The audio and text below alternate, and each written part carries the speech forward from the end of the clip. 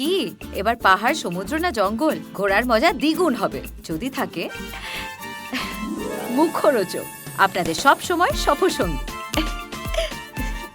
মুখরোচক আপনাদের ভালোবাসায় জড়িয়ে ৭৫ বছর পেরিয়ে সত্যি কি যোগ্যতা নিরিখেই সমস্ত কাজ পাওয়া যায়? যোগ্য হলেই যে কাজ পাবো সেটাও নয়, আবার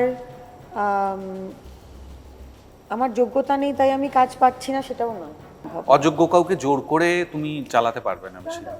এ বলে দিল, ও বলে দিল, এই লবি ওই লবি করে তো লম্বা সময় সম্ভব নয় সেটা। এবার অনেক সময় অনেক ভালো অভিনেতারা কাজ পায় না। আজকাল তো আবার একটা ট্রেন্ড হয়েছে যে ফলোয়িং বা ফলোয়ার দেখে কাস্টিং হচ্ছে, সেটা বম্বেতেও হচ্ছে। আমার সম্বন্ধে খুব একটা কমপ্লেন সামনাসামনি কেউ করে না, ইম্পসিবল করা, করলে সে ফিরবে না। আমার যদি যোগ্যতা না থাকে আমার লোকে এমনিই নেবে না, তাই না? কিন্তু আর কেউ বা কোনো গোষ্ঠী বা একটা কেউ ঠিক করে দেবে যে না ও আজকে থেকে ব্যান, কিন্তু সে মানে তার কাজ করার যোগ্যতা রয়েছে, এইটা আমি একেবারেই সমর্থন করি না। এটা না হওয়া উচিত। এই জানিস ও ব্যান হয়ে গেছে। তার মধ্যে যেটুকুনি নিজের ট্যালেন্ট বেছে টুকটুক করে করা যায় আর কি। আমি তো টুকটুক করে খেলছি। বেড়ে খেলছে, বেড়ে খেলছে। একজন নাকি আরেকজনের ক্রাশ, আর যার ক্রাশ সে নাকি হয়ে উঠলো ত্রাস। এই ক্রাশ এবং ত্রাসের মাঝামাঝি জায়গায় বিবি পায়রা। তো আমরা জানি যে অনেকগুলো ইন্টারভিউ তোমরা সকাল থেকে করেছো, তো কোন কোন জিনিসগুলো তোমরা মোটামুটি ক্লান্ত এবং টায়ার্ড অফ সেরকম একটা লিস্ট আমরা বানিয়েছি, তোমাদের সেগুলোরই স্পন্টেনিয়াসলি উত্তর দিতে হবে। ও বানিয়েছে ছোট করার জন্য। প্রথম এমন একটা প্রশ্ন যেটা তোমরা টায়ার্ড অফ বিং আস্কড। ছবিতে তোমার চরিত্রটা কি একটু বলো। এক্স্যাক্টলি, এইটাই সবচেয়ে বেশি বলা হয়েছে ছবিতে। তোমার চরিত্র সম্বন্ধে বলো। Tired of compliment, one compliment of earring. Never tired of compliments. এই যে ক্রাশের প্রসঙ্গটা সবাই একবার করে তুলেছে। আচ্ছা, আমি কমন যাচ্ছি। আচ্ছা, টায়ার্ড অফ আ কমপ্লেন, যেটা তোমরা নিজেদের ব্যাপারে শুনে শুনে ক্লান্ত। আমার সম্বন্ধে খুব একটা কমপ্লেন সামনাসামনি কেউ করে না, সামনাসামনি করে না। তোমার ইম্পসিবল করা,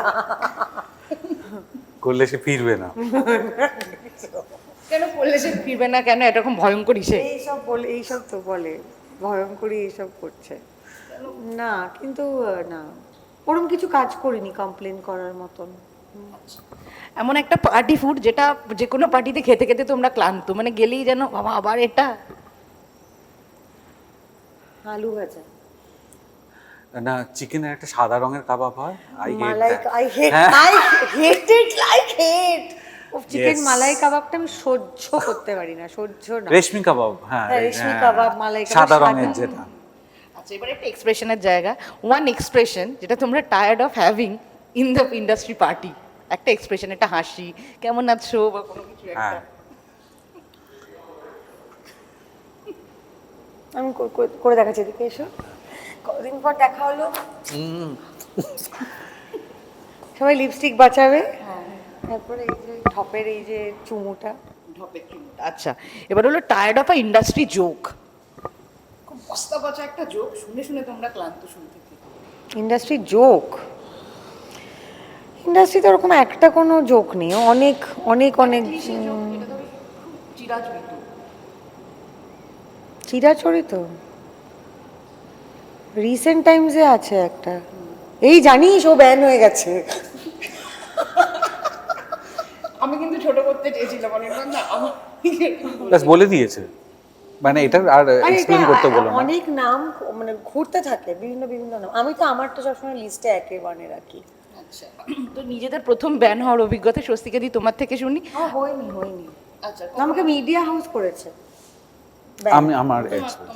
আমার হয়েছে, তা আমিও তারপরে করেছি উল্টে, ওরকম আর কি। অসাধারণ। এখান থেকে আমার টেক ওয়ানের একটা সিন মনে পড়ে গেল। একদম শেষে যখন তোমার কাছে একটা ফোন, স্বস্তিকা দিদির কাছে একটা ফোন কল আসছে, তখন আমরা ব্যস্ত হয়ে পড়েছিলাম, তখন তুমি লাস্টে বলছো আমিও এখন ব্যস্ত আছি। এরকম মানে কোনো একটা মুহূর্ত যেটা খুব মজা করে তোমরা রিলিজ করো, যে আমিও আমার কাছে আসা তীরটা আমি ফেরত দিতে পেরেছি প্রপারলি। রিভেঞ্জ নয়, কিন্তু ফেরত দিয়েছি। আমি খুবই এরকম, আমি সবসময় ফেরত দিতে চাই।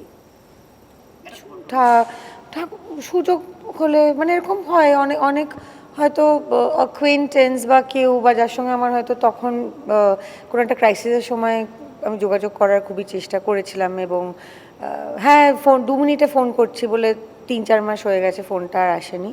তারপরে হঠাৎ যেদিনকে তাদের ঘুম ভাঙে তখন তারা অনেক মেসেজ পাঠায়, সো আমি তারও 3-4 মাস পরে উত্তর দিই যে I am very busy now. তুমি আমার ধারণা আমি খুব একটা ভিন্ডিকটিভ না, কিন্তু আমি যদি কাউকে একবার মার্ক করি তাহলে মানে যথেষ্ট কারণে, তাহলে আমি একদম শাটডাউন করে দিই। সেটা আমি কিছু বলি না, কিছু দিয়ে বোঝাই না, কিন্তু সে আর কোনোদিন আমাকে রিচ করতে পারবে না। আচ্ছা বেশ। আচ্ছা তোমরা সকাল থেকে যে কটা প্রশ্ন মোটামুটি পেয়েছো, আমি একটা লিস্ট আমার অন্যান্য মুখটা দেখেছিস তো? হ্যাঁ, শখ করে না, শখ করে লাগিয়েছিলাম, আর আমার মতন অবস্থা হয়েছে। ধীরে ধীরে চার্জ ডাউন হচ্ছে। তো যে প্রশ্নগুলো ধীরে ধীরে শুনলাম আমি ধীরে ধীরে বিসর্জনের দিকে এগিয়ে যাচ্ছে। আমি এটা বলিনি, নিজের মতন করে যোগ বানাচ্ছ। আচ্ছা যেগুলো মোটামুটি শুনেছো সেগুলো আমি একটু উল্টো করে দিয়েছি। হ্যাঁ, যে প্রশ্নগুলো শুনেছো, যেমন ধরো স্বস্তিকাদি মানে একটা হেডলাইন থাকে বোল্ড এবং বিস্ফোরক, সো আমি উল্টে দিচ্ছি। যদি বোল্ড এবং বিস্ফোরক অনির্বাণ চক্রবর্তী হয় তাহলে সে সব থেকে বেশি সর্বাপেক্ষা যা যা দেখেছো কি করতে পারে, মানে ওর উপর চিৎকার করতে পারে, মারধর করতে, কি করতে পারে? চিৎকার করতে পারে, চিৎকার করতে দেখেছি, চিৎকার করতে পারে, ভ্যালিড রিজনস। ওইটাই, মারধর করবে বলে মনে হয় না, ওটা একটু টু মাচ। আর যখন স্বস্তিকা মুখার্জিকে নিয়ে যদি কেউ এরকম বলে অত্যন্ত শান্ত, অত্যন্ত নমনীয়, সাতচরে রা কাটে না, এই মহিলাকে নিয়ে আপনি কি বলবেন? তুমি কি বলবে? তার মানে তিতিবিরক্ত হয়ে গেছিল। অতিরিক্ত হয়ে গেলে চুপ করে যায় না। আমি কিন্তু ওরকম কিছুতে রাগ কাটে না মোডে ছিলাম বিবি পায়রা শুটিংয়ের সময়। গোটা শুটিংটার সময় কিন্তু আমি ওরকম ছিলাম, কোনো কিছুতে রাগ কাটিনি। মানে অর্জুনের অ্যাংজাইটি হচ্ছিল যে আমি এরকম চুপচাপ শান্ত হয়ে আছি, কি হলো, কি হচ্ছে এটা। আচ্ছা বেশ। নেক্সট প্রশ্ন, সেটা হলো গিয়ে এই প্রথমবার জুটিতে তোমরা কাজ করেছো, এতদিন কাজ না করে কেমন লাগলো? ফ্রাস্ট্রেটেড। এতদিন কাজ না করে কেমন লাগলো? যে আমরা অনেক দেরি করে ফেলেছি। বেশ, এবার একটা সিরিয়াস প্রশ্নে আসি, সেটা হলো ভবিষ্যতের ডায়লগটা ছিল না, বড্ড লেট হয়ে গেছি। লেট হয়ে গেছে না, আমরা লেট করব না, তাড়াহুড়ো করার চেষ্টা করছি। কিন্তু একটা অন্য প্রসঙ্গে আসি, সেটা হলো বিবি পায়রাতে দেখা যাচ্ছে দুজন হাউসওয়াইফ এবং তারপরে তাদের জীবনে নানা ধরনের টার্ময়েল। এখন হাউসওয়াইফ শব্দটা ধীরে ধীরে চলে গিয়ে হাউস মেকার শব্দটা হয়ে উঠেছে। তোমরা নিজেদের যখন মায়েদের দেখেছো, মাসিদের দেখেছো, এবং তাদের ওপরে এই হাউসওয়াইফ সত্তাটা বা চাপিয়ে দেওয়াটাকে তোমরা কিভাবে দেখেছো? মানে তারা কি এটাকে ইজিলি হজম করে গেছে, তারা এনজয় করেছে, না কিভাবে দেখেছো? তবে এখন না সব শব্দ নিয়ে আমাদের বিভিন্ন রকম অসুবিধে তৈরি হচ্ছে। এত ভেবে চিনতে পলিটিক্যালি কারেক্ট শব্দ ব্যবহার করতে হচ্ছে, যেটা খুবই ক্লান্তিকর। এবং আমার মার যেহেতু গোটা সংসারটাই আমার মার ওপরেই দাঁড়িয়েছিল,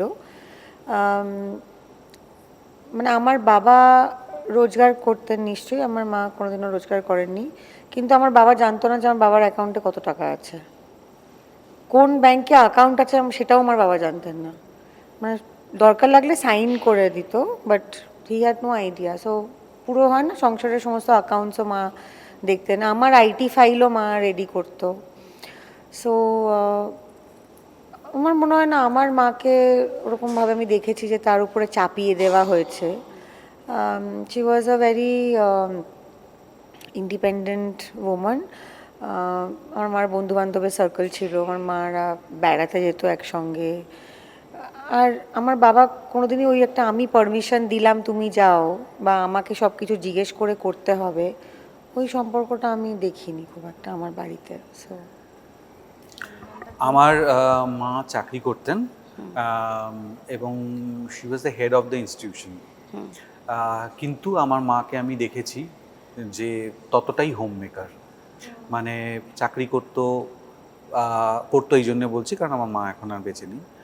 চাকরি করতো, স্কুল থেকে ফিরে এসেই ঘরের যা যা কাজ, রাতের রান্না করা, আমাদের পড়ানো, সব কিছু করতে, এবং পুরোটা খুব আনন্দ করে করতো। মানে আমি আমার জীবনে দেখা, আমার পরিবারের কথা ভাবো, এক্সটেন্ডেড ফ্যামিলির কথা ভাবো, কাজের জগতের কথা ভাবো, আমি সবচেয়ে স্ট্রং কিন্তু শান্ত একজন কোনো মানুষ, সে মানে আমি পুরুষ মহিলা নির্বিশেষে বলছি, যাকে দেখেছি সে আমার মা।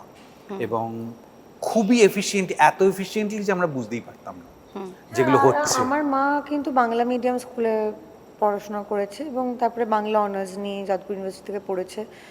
তুমি এক্সপেক্ট করবে না যে মানে ওইটুকু পড়াশোনা করে একটা মহিলা অ্যাকাউন্টসে এত ভালো হবে বা তার কমিউনিকেশন স্কিলস এত ভালো হবে। আমার মা একদমই ইংরেজি ভালো করে বলতে পারতেন না, কিন্তু আমরা যখন বেড়াতে গেছি বিদেশে, ঠিক কিন্তু কিছু না কিছুভাবে কমিউনিকেট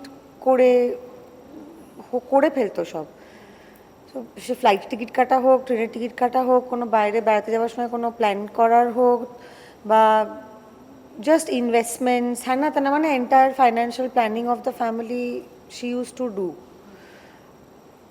মানে গৃহবধূ হলেই যে সে খুব অখুশি হবে, এটাও কিন্তু আরেকটা ক্লিশে। মানে গৃহবধূ মানে খুব sad, frustrated, disgusted with life. তাও সব ক্ষেত্রে সেটা হয় না, কারণ it is also for a lot of women it is a choice. মানে আমি এরকম কিন্তু অনেক চরিত্র সিনেমায় করেছি যেখানে আমি খুবই ভালো পড়াশোনায়, খুবই ভালো চাকরি করতাম, but then it is my choice that I want to become a mother and I don't want to work. সেই মহিলারাও কিন্তু আছে। সো চাকরি করছে না মানেই তার উপরে যে চাপিয়ে দেওয়া হয়েছে তুমি চাকরি করতে পারবে না, এটাও আরেক রকম ক্লিশে। আচ্ছা, তারই সঙ্গে আমার মনে পড়লো যে স্বস্তিকাদি একটা ইন্টারভিউতে মা হওয়ার প্রকৃত সংজ্ঞা কী হতে পারে সেটা নিয়ে দারুণ কিছু কথা বলেছিল, কিন্তু এখনও স্বস্তিকাদি কোথাও না কোথাও ভালো বউ কী সেটা নিয়ে এখানে, যে বউটা মানে ভালো নয় কারণ সারাদিন বাইরে থাকে, এখনও তো এই কথাগুলো চলে। এবং ওই একটা কথার মতন চলে এসে পাসিং দ্য ট্রমা, যে আমরা যা দেখে এসেছি সেটাই আমরা মানে পরবর্তী প্রজন্মকে একই জিনিস দেব, সেটার কোনো কিওর আছে তোমরা দেখতে পাও? কোথাও গিয়ে কাউকে একটা ডিসিশন নিতে হবে যে এটা আমি আর করব না। কোথাও গিয়ে কোনো শাশুড়িকে এটা ডিসাইড করতে হবে, কোথাও গিয়ে কোনো স্বামীকে এটা ডিসাইড করতে হবে যে এটা আমার মার সঙ্গে হয়েছে কিন্তু এটা আমি আমার বউয়ের সাথে হতে দেব না। কাউকে এন্ড করতে হবে। এটাও আমার মনে হয় না যে সোশ্যাল প্রিচিং করে এগুলো যেতে পারে। এগুলো একদম নিজের ভাবনা, নিজের মধ্যে জাগরণ যেটা হয় সেইটা করেই সম্ভব। এবং সেটা এই তুমি যে প্রশ্নটা করলে এটার অ্যাকচুয়ালি অনেক বড় উত্তর আর কি, এর সাথে অনেক ফ্যাক্টর জড়িয়ে রয়েছে। হ্যাঁ, তা সেটা সোশ্যাল, সেটা তার সাথে ইকোনমিক্স জড়িত, তার সাথে আমাদের ছোটবেলা থেকে আপব্রিঙ্গিং যেটা, সেগুলো জড়িত অনেক। হ্যাঁ, পড়াশুনো, তুমি কিভাবে সমাজকে দেখো, হ্যাঁ, তুমি কিভাবে মানুষকে ট্রিট করো, এই সব কিছু জড়িয়ে আছে। এটার উত্তর খুব কমপ্লিকেটেড। তুই 50 নম্বরের প্রশ্ন করছিস।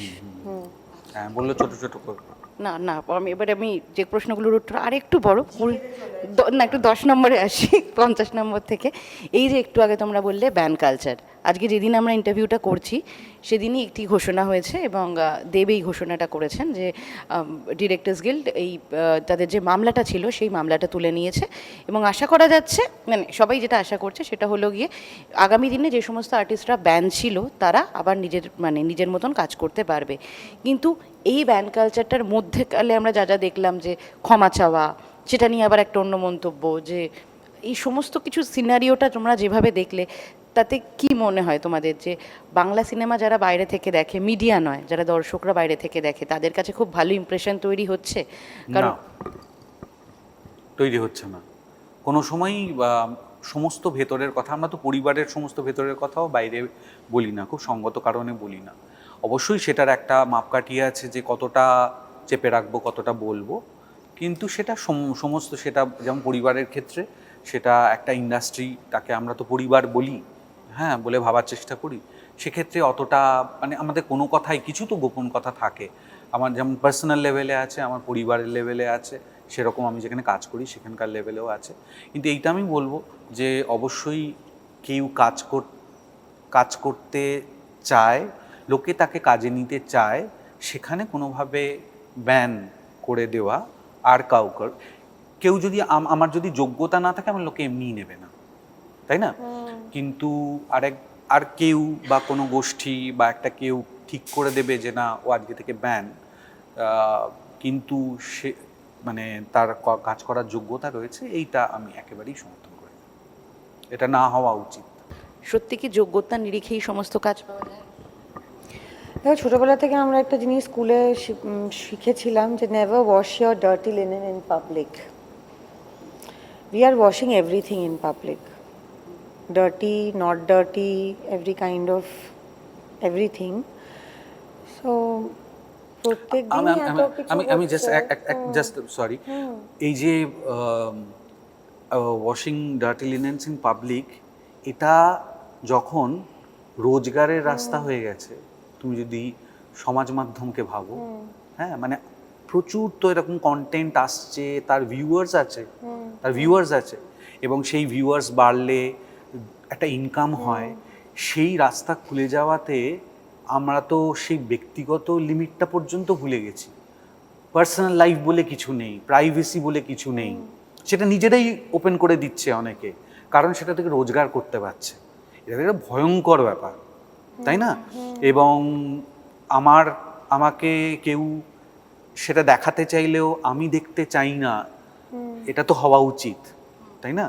সেখানে সেটাও হচ্ছে না। এমনই অ্যালগরিদমের হ্যাঁ। অবস্থা যে যেটা আমি দেখতে চাই না সেটাও আমার ফিডে আসছে। তুমি যতই নট ইন্টারেস্টেড বা শো লেস করো, it's still on your feed. Sorry, এবার তুমি যেটা বলছিলে। না, তো তুমি যেটা বললে হ্যাঁ, সেটাই, হ্যাঁ। মানে আলাদা করে আর কি। যোগ্যতার নিরিখে কাজ পাওয়া নিয়ে যোগ্য হলেই যে কাজ পাবো সেটাও নয়, আবার আমার যোগ্যতা নেই তাই আমি কাজ পাচ্ছি না সেটাও নয়।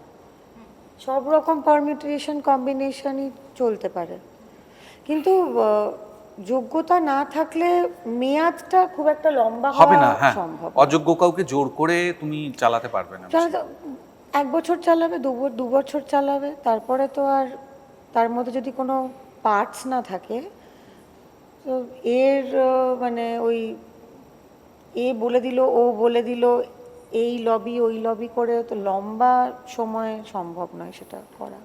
মানে যে সময় আমরা দাঁড়িয়েছি সেখানকার কথা বলবো।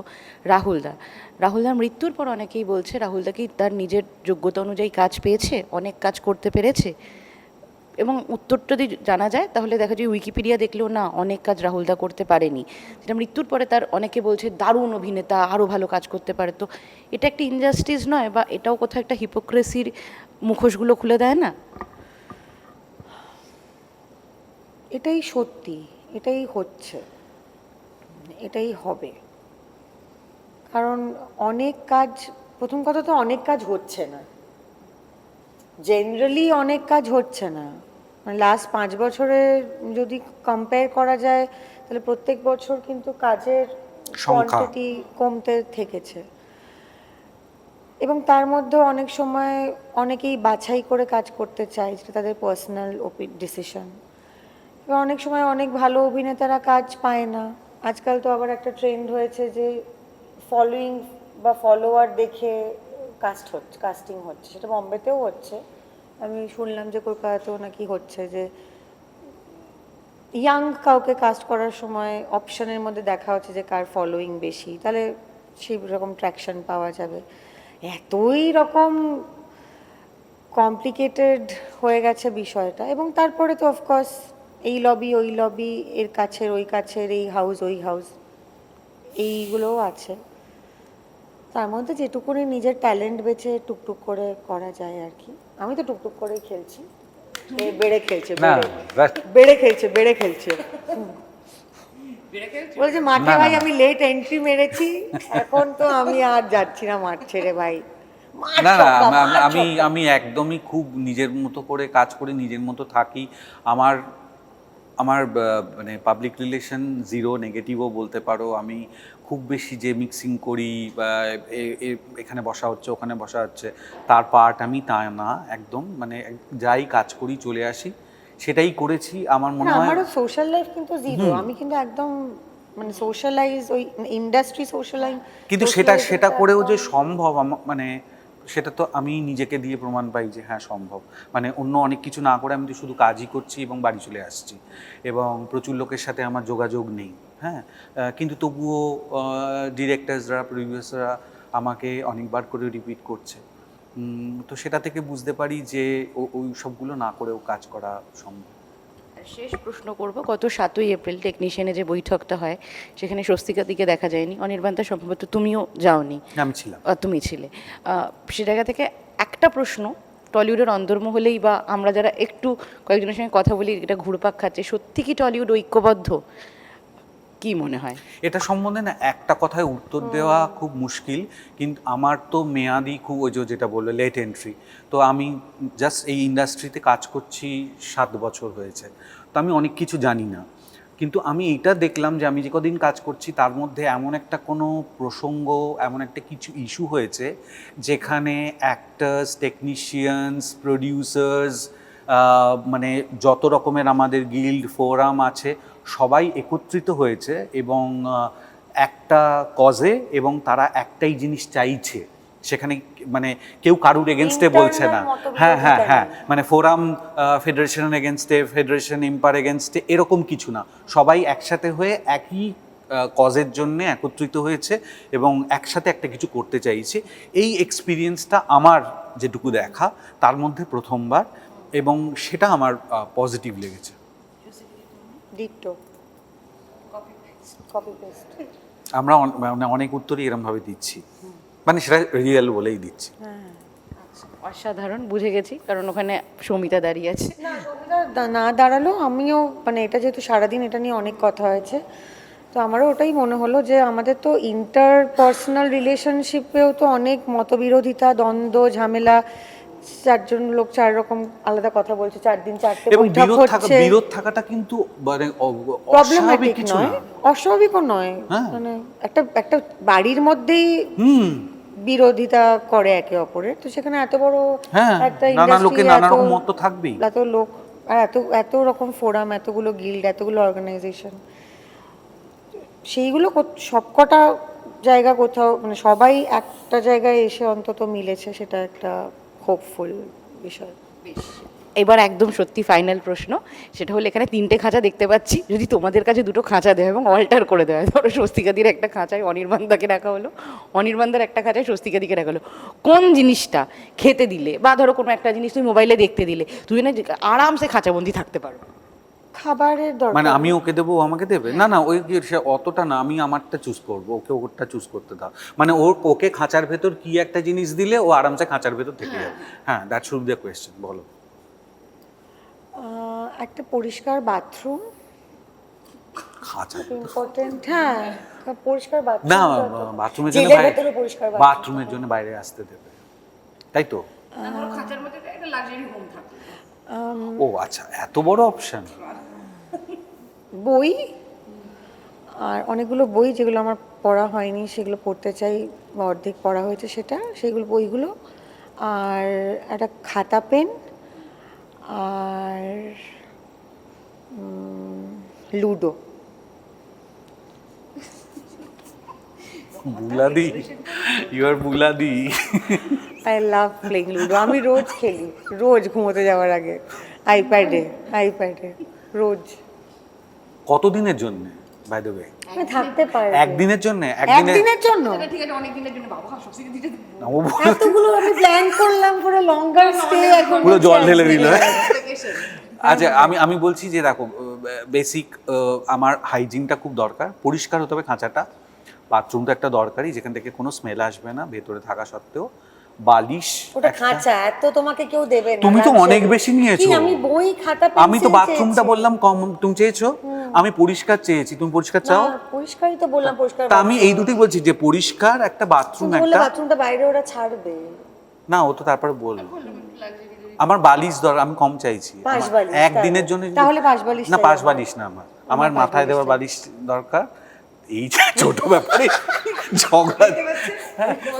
তো না, আমার বালিশ দরকার, একটা পরিষ্কার বাথরুম দরকার, কোনো স্মেল আসছে না এরকম দরকার, বাস এনাফ। জল দরকার, সেটা নয়, খাঁচার বাইরে তোমরা যেরকম আছো আর কিচ্ছু চাই না, তুমি একদিনের জন্য বলছে তো। থাকো না কয়েকদিনের জন্য, কোনো অসুবিধা নেই। তাহলে দেখো সেই হিসেবে বলতে গেলে অনেক কিছু বলতে হবে। তুমি ছোট্ট করে দিলে একদিন, আমি একদিন ঘুমাবো, আমার টয়লেট দরকার, জল দরকার। তাহলে আমার লুডোটা হলেই হবে। খাঁচায় বালিশ এবং লুডো, বালিশ এবং লুডোর স্বপ্ন এইভাবেই থাকুক, এবং তার সঙ্গে 10ই এপ্রিলের যে স্বপ্নটা তোমরা দেখেছো সেটার জন্য যদি একটু আমাদের ছবি বিবি পায়রা মুক্তি পেয়ে গেছে। আমি আর অনির্বাণ চক্রবর্তী আছে এই ছবিটাতে, আছি। আরও অনেকেই আছেন যারা এখানে আছেন এবং যাদেরকে আপনারা দেখতে পাচ্ছেন না তারাও। অর্জুনের ছবি, এটা আমার ওর সঙ্গে 3 নম্বর কাজ, অনির্বাণের ফার্স্ট কাজ। আপনারা এতদিন ধরে আমাদেরকে জুটি হিসেবে দেখতে চেয়েছিলেন, সেটা এখন ঘটেছে। সেই জন্য প্লিজ গিয়ে সিনেমাটা দেখবেন এবং আমাদের জানাবেন কেমন লাগলো। বলো। হ্যাঁ, ও যেগুলো বললো সেগুলো শুধু আপনার দেখে আমি জানাবেন।